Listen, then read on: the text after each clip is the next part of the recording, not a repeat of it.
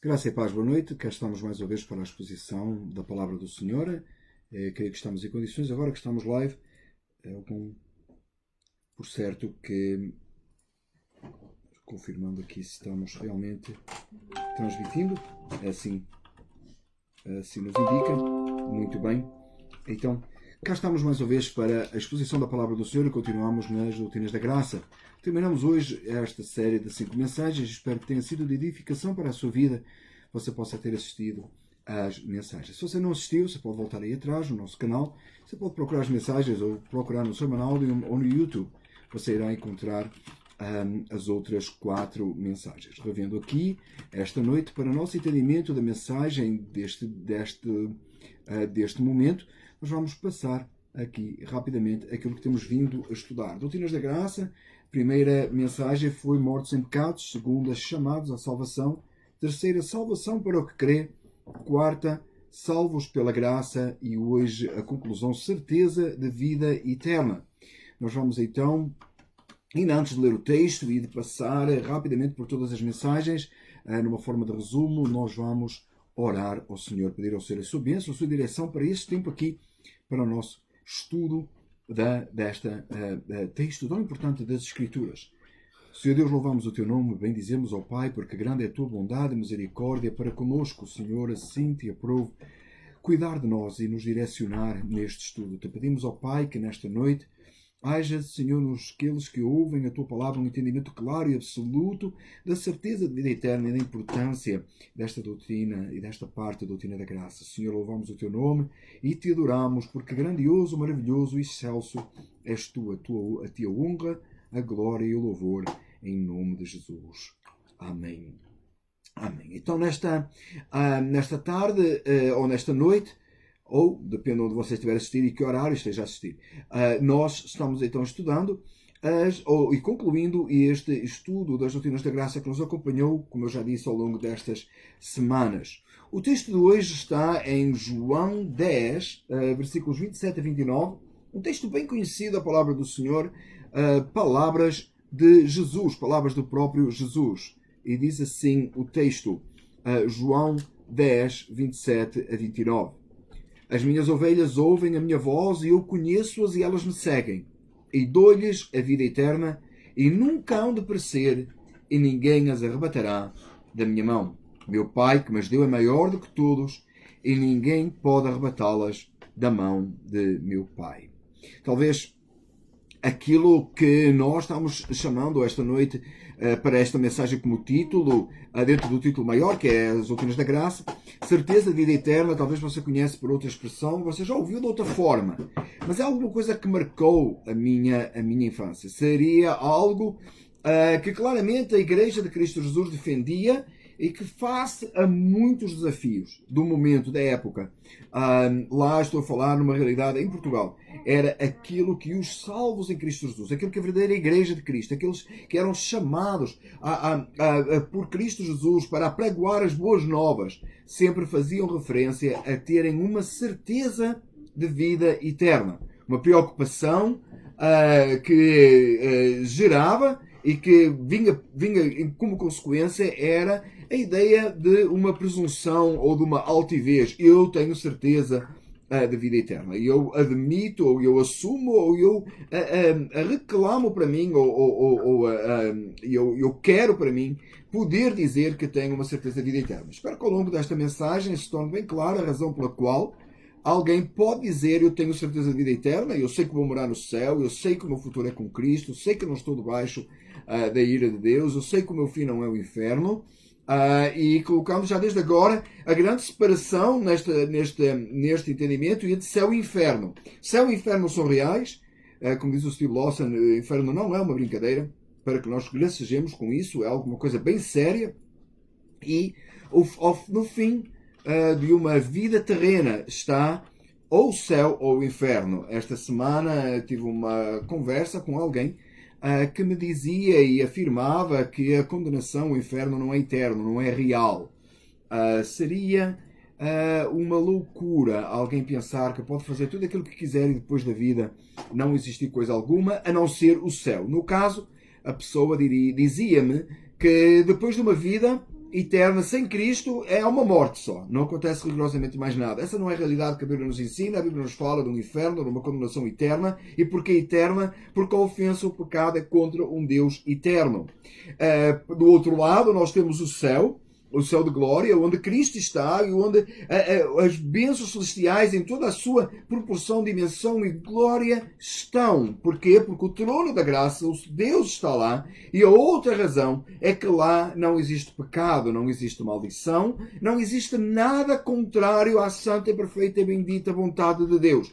Tudo realizado de acordo com aquilo que Deus é e faz, e o pecado lá não tem lugar. Por isso, nós usamos a expressão muitas vezes descontextualizada, muitas vezes até pessoas que não estão nessa condição, nós falamos do descansa em paz para aquele que morre, em inglês, rest in peace, né? Que nós colocamos e pensamos que aquela pessoa que partiu, ela descansa em paz. Por que ela descansa em paz? Se ela partiu com Cristo, se ela partiu sem Cristo, ela não está a descansar em paz, ela está completamente uma posição contrária, debaixo da ira de Deus, contra o pecado cometido, contra as suas ofensas contra Deus. Mas se está em Cristo, o seu pecado foi perdoado no Calvário. A sua culpa foi levada e, como tal, ele agora tem paz com Deus. Então ele descansa em paz. Ele não mais vive debaixo de uma luta espiritual contra o pecado, contra a sua carne, contra aquilo que os seus desejos pecaminosos eventualmente o podem atrair,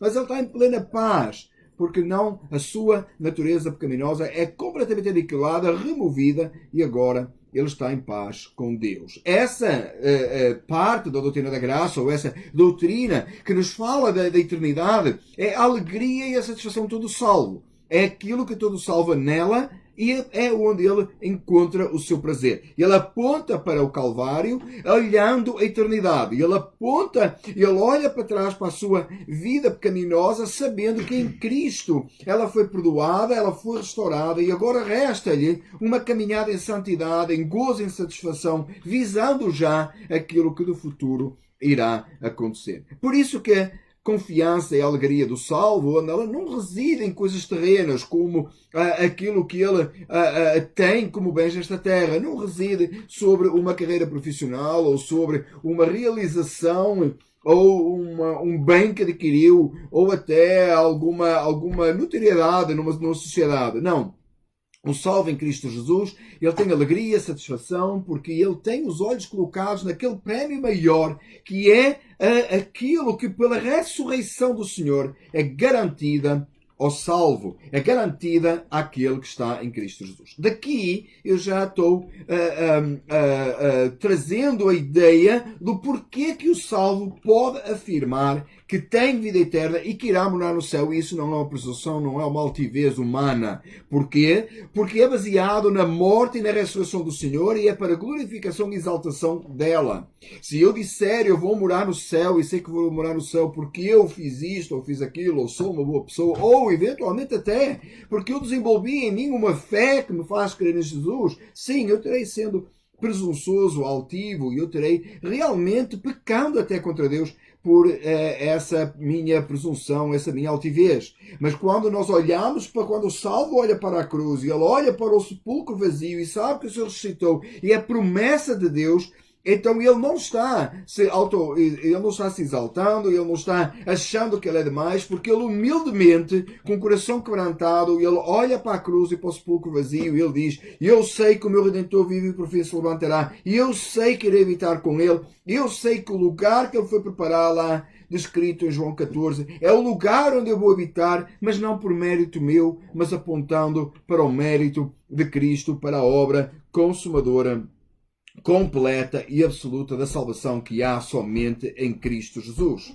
O texto que nós escolhemos para esta noite diz: as minhas ovelhas ouvem a minha voz e eu conheço-as e elas me seguem. E dou-lhes a vida eterna e nunca hão de perecer e ninguém as arrebatará da minha mão. Meu Pai que me as deu é maior que todos e ninguém pode arrebatá-las da mão de meu Pai. Então o que é que nos diz o texto? Que Jesus afirma que essa certeza e confiança de vida eterna, ela não vem num pressuposto humano, mas ela é dada pelo próprio Senhor e Salvador Jesus Cristo, por Cristo Jesus, Senhor de toda a glória. Aquele que verteu o seu sangue para salvar pecadores, aquele que esteve morto, aquele que ressuscitou ao terceiro dia, aquele que, através dele, todos aqueles que nele creem podem ter confiança e esta mesma certeza de vida eterna. Nós, resumindo aqui aquilo que nós temos vindo a estudar ao longo destas 5 semanas, e você deve ter visto o nosso cartaz aí, dizia assim, a primeira, então, como eu já afirmei antes,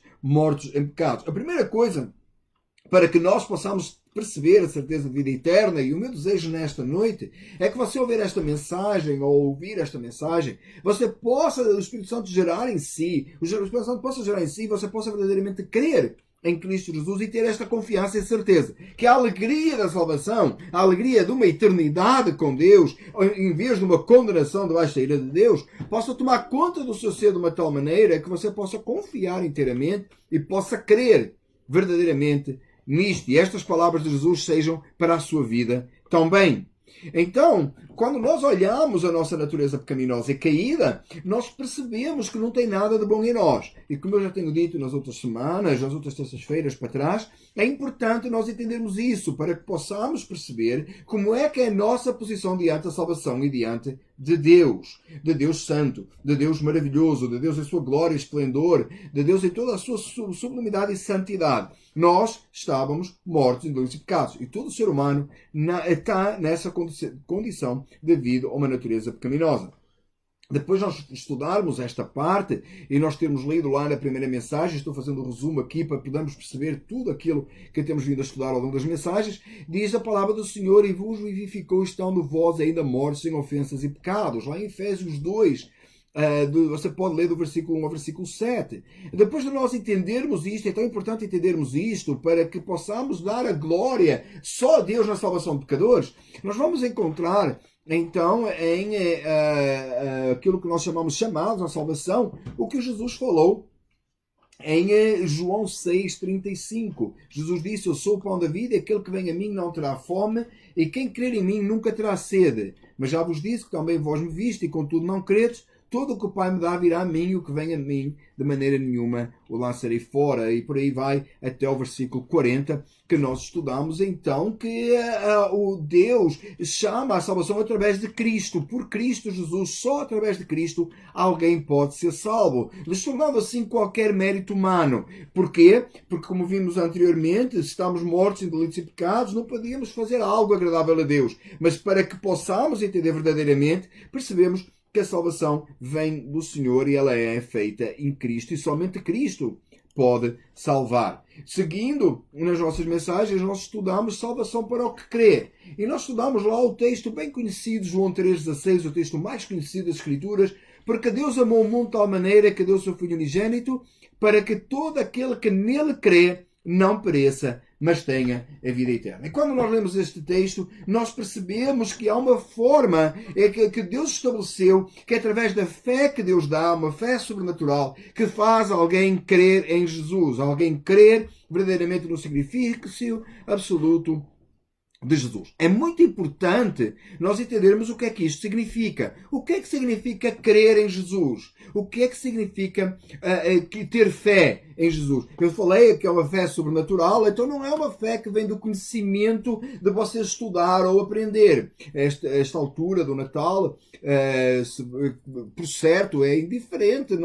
É completamente impossível ser indiferente e não pensar no Natal, e não pensar um pouco, ainda que seja um pouco, no nascimento de Jesus. E daí nós entendemos a Páscoa. Jesus veio para entregar a sua vida no lugar de pecadores. Saber que Jesus é real é ótimo, mas isso não resolve o seu problema de eternidade, daquilo que estamos a falar esta noite, certeza de vida eterna. Mas se você crê em Jesus, a sua vida foi transformada, a sua vida foi mudada de uma vida de pecado para uma vida de santidade, e essa é a prova cabal de que você irá morar no céu. A prova cabal é que a transformação da vida que o Espírito Santo faz naquele que crê. Aquele que crê tem vida eterna. E como tal, ele passou, diz a palavra do Senhor, passou da morte para a vida. O que significa que ele agora não mais está morto em delitos e pecados, mas porque ele crê em Jesus, ele tem uma vida de acordo com aquilo que Deus tem para ele. Diz a palavra do Senhor que aquele que é chamado à salvação, que é trazido à salvação, que crê, a quem Deus concede fé para que creia, ele vive de acordo com essa fé que o leva a crer. E sempre aqui eu coloco neste momento, eu tento colocar um exemplo prático. Você olhou para o calendário e você creu que está em dezembro, e como tal você já começou, talvez, penso eu, a fazer alguns preparativos ou a pensar no Natal. Ainda que este ano o Natal vai parecer diferente, mas porquê isso? Porque você creu que está em dezembro, porque você crê, você age, porque você crê que chegou o inverno, se você vive deste lado do mundo onde nós estamos, você já preparou e já procurou o seu casaco de inverno, o seu abrigo, o seu agasalho de inverno, ou as suas botas da neve, se você mora aqui em North New Jersey como nós. Então, você já procurou essas coisas porque você crê que vai ficar frio, que vai realmente, e já está até, e que vai realmente fazer falta. É uma ação que vem após crer. Ora, aquele que crê em Jesus, que crê em algo sobrenatural, que crê numa salvação eterna, ele vive em função disso. E alguma transformação real tem que ter em sua vida. Quando o salvo vê essa transformação na sua vida, vê que Deus resgatou, viu que Deus mudou, a palavra é regenerou, que Deus, o Espírito Santo regenerou, deu uma vida que antes não existia, e ele agora, baseado nessa realidade, essa ação sobrenatural de Deus, ele crê na promessa de vida eterna, ele sabe que um dia irá morar no céu e ninguém, nada, lhe poderá mudar de ideias, nada o poderá fazer pensar diferente. Porquê? Porque aquele que o salvou, ele é fiel para completar a boa obra e a consumará em sua glória, porque assim prometeu, assim a sua palavra promete. Daí, nós avançamos, quando falamos lá atrás da salvação para o que crê, nós avançamos no nosso estudo e chegamos a salvos pela graça. E falámos na semana passada a graça na salvação, em que Deus atribui a sua graça e sem que alguém mereça, Ele atribui para que aquele que é chamado à salvação ele possa crer verdadeiramente em Cristo Jesus. Então não é pelas obras para que ninguém se glorie. Esse foi o texto que nós lemos em Efésios 2, 8 a 10. Porque pela graça sois salvos por meio da fé, e isto não vem de vós, é dom de Deus, não vem das obras para que ninguém se glorie, porque somos feitura sua, criados em Cristo Jesus para as boas obras, as quais Deus preparou para que andássemos nelas. Então agora nós entendemos que essa graça maravilhosa, essa graça salvadora, que é dada por Deus, ela é um dom, ela é pela fé, e a fé é um dom de Deus. Tá? Então Deus nos dá essa possibilidade para que possamos crer, e essa graça que Ele dá, como ela é dada por Deus, é operada pelo Espírito Santo, o pecador se rende a essa evidência de que só o Senhor é Deus, em nada o poderá fazer mudar, ou pensar, ou duvidar em seu coração. Ainda que as dúvidas possam vir, ainda que momentos de fraqueza, até o dia da consumação da volta de Cristo, possam surgir na vida de alguém, ou até o dia da sua partida, ela não mais pode ser roubada. Essa alegria e essa segurança de vida eterna, essa alegria, essa confiança na graça salvadora, ela não pode ser tirada da vida do salvo. Nada abalará. Tem momentos de dificuldade, passa por momentos de tristeza, passa por momentos de angústias. Há coisas neste mundo que nos afetam. Este ano foi um ano que muitas famílias foram afetadas pela doença ou tantas outras coisas, consequências do vírus e de decisões que têm sido tomadas e que têm levado pessoas em dificuldade. Mas a verdade é que o salvo que está em Cristo Jesus, ele, como olha ao futuro, ele olha ao futuro com os olhos postos na cruz, com a realização não só presente, mas futura. Então ele pode confiar naquele que prometeu e que virá buscar a sua igreja e com ele pode estar para todo sempre. Então, com os olhos postos no futuro, sem esquecer que estava morto em delitos e pecados, ele glorifica e exalta a Deus no seu viver, aquele que o salvou, que o regenerou. Esta verdade leva, nesta altura do ano, milhares de pessoas a se alegrar porque é Natal. O Natal é isto mesmo. O Natal é o facto de que Deus criou o homem, mas o homem, porque pecou, se afastou. Deus enviou o Redentor e esse Redentor, o Salvador Jesus Cristo, consumando a obra em si próprio do Calvário, levando sobre si a ira de Deus, trouxe muitos à realidade, ao arrependimento e por sua graça foram salvos para toda a eternidade. O meu desejo para si esta noite, você que está aí a assistir, mesmo o desejo, eu não posso ter outro desejo a não ser que verdadeiramente você tenha certeza de vida eterna. O que é que significa? Qual é a importância de ter certeza da vida eterna? Se você sabe que confiando em Cristo Jesus, e outra vez, não é uma altivez, não é você achar-se muito importante, não é você achar, Jesus salvou a minha alma porque eu fiz isto ou aquilo, como falei há pouco, não é pelas obras para que ninguém se glorie, é um ato da graça de Deus, mas é tão importante e tão necessário que você saiba para onde vai, que você tenha confiança no Senhor Jesus Cristo, que você possa ser salvo e que salvo, vendo na sua vida a realidade de Deus operando, traz alegria, paz e conforto neste viver, para que você possa livremente adorar e exaltar e glorificar a Deus. Afinal, o ser humano foi criado para isso mesmo. Ele foi criado para glorificar a Deus e se satisfazer em Deus por toda a eternidade. Então, quando nós percebemos que vamos ter essa realidade em nossas vidas por toda a eternidade, por causa daquilo que Cristo fez e por causa da forma como aquilo que Cristo fez foi operado em nós, pela ação do Espírito Santo, e é tão interessante que temos aqui a Trindade, o Cristo realizando a obra, o Espírito Santo trazendo o real na nossa vida, fazendo-nos crer, regenerando, e Deus Pai sendo glorificado. Quando esta realidade acontece na nossa vida, quando Deus trabalha desta forma, o ser humano, ele mesmo nas maiores dificuldades, nos maiores pesares, nas maiores lutas, você encontra isso ao longo da história da igreja. Quantas vezes servos de Deus passaram por grandes dificuldades, você encontra isso no relato bíblico, e você vai ver sempre uma alegria, e uma satisfação, e uma certeza, e uma confiança, sabendo que aquele lugar de glória, onde Deus está, onde a presença do Altíssimo é real, onde está o trono da graça, onde não haverá mais dor, mais angústia, mais dificuldade. E porquê que não haverá? Porque não haverá mais pecado, não haverá mais essa batalha e essa luta entre a carne e o espírito, porque a santidade de Deus, aquela que é eterna, ela será manifesta a tudo aquilo que lá está. O meu desejo é que você possa ter esta certeza, você possa ter esta confiança. O meu desejo é que, ao ouvir esta mensagem, você possa estar a dar glória a Deus por aquilo que Deus operou na sua vida, que é real para si. Mas se não é, é hora de se voltar para Jesus. Não pense nas suas obras de caridade ou alguma coisa que você fez que lhe vão conceder salvação. Engano, você está enganando-se a si próprio. Só em Cristo Jesus há salvação. Não pense que você pode gerar uma fé ou fazer alguma coisa para que Deus o salve. Você tem que se render à evidência que só Jesus Cristo é o Salvador. Só Ele pode conceder fé. Só Ele pode salvar a sua alma. Volte-se para Jesus e clame a Ele. Reconheça que verdadeiramente o senhorio de Cristo, a exaltação de Cristo, é a única forma de chegar a Deus e de Deus trazer salvação a nós. Olhe o texto mais uma vez, aquele texto que nós escolhemos para este dia. As minhas ovelhas ouvem a minha voz e eu conheço-as e elas me seguem. Que você possa ser uma dessas ovelhas é o meu desejo. E Jesus diz que a essas eu dou-lhes a vida eterna.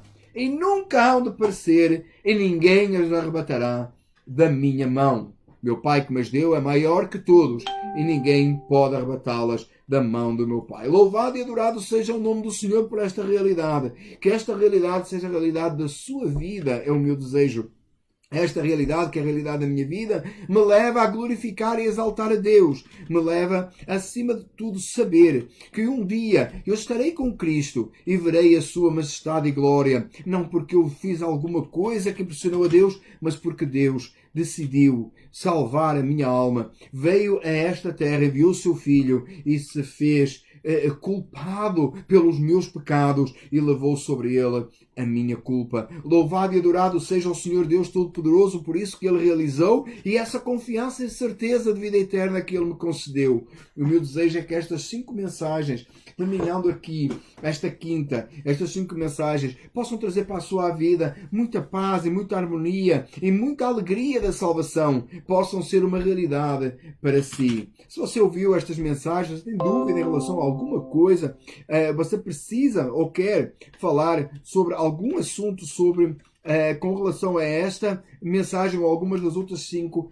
das outras 4, você pode ligar aí nos nossos canais e terei todo o prazer em falar consigo e falar mais sobre estas coisas. Que o Senhor nosso Deus traga salvação à sua vida, certeza e confiança e alegria eterna, apontando para uma eternidade. Que Ele seja exaltado e glorificado neste conjunto de mensagens, que o seu nome, que é sobre todo o nome, seja elevado nesta nossa transmissão, é o nosso desejo. Vamos orar, terminar aqui com uma palavra de oração, agradecendo a Deus pela graça, agradecendo a Deus pelas doutrinas da graça, agradecendo a Deus pela certeza de vida eterna. Amado Deus e Pai, nesta noite, com alegria, diante da Tua presença, nós glorificamos, bendizemos e exaltamos a Ti, Senhor Deus. Somos gratos pelas doutrinas da graça, somos gratos pela graça que Tu tens concedido a todo aquele que Tu tens salvo, Pai, das trevas e trazido para a Tua maravilhosa luz. Eu te peço, Senhor amado, que nesta noite Tu possas trazer a almas e corações de muitos alegria e satisfação de vida eterna. Tu possas conceder essa maravilhosa vida eterna, essa salvação, essa confiança no coração de muitos que possam escutar esta mensagem. Senhor, nós nos alegramos e regozijamos em Ti e Te agradecemos pelo Teu propósito de salvação e por estas doutrinas da graça e esta possibilidade que nos dás de expressar aqui. Louvamos o Teu nome e Te bendizemos e nos alegramos e regozijamos em Ti. Só o Senhor é Deus. Em nome de Jesus. Amém. Muito obrigado por ter estado conosco. Nós estamos preparando já a próxima série de sermões que será relacionado com o Natal. Você vai assistir um vídeo aí em breve, dentro de minutos, estará disponível e você vai poder nos acompanhar, continuar a acompanhar às terças-feiras, agora durante o resto do mês de dezembro, com mensagem de Natal. Assim, nos permitindo o Senhor, muito obrigado por ter estado conosco.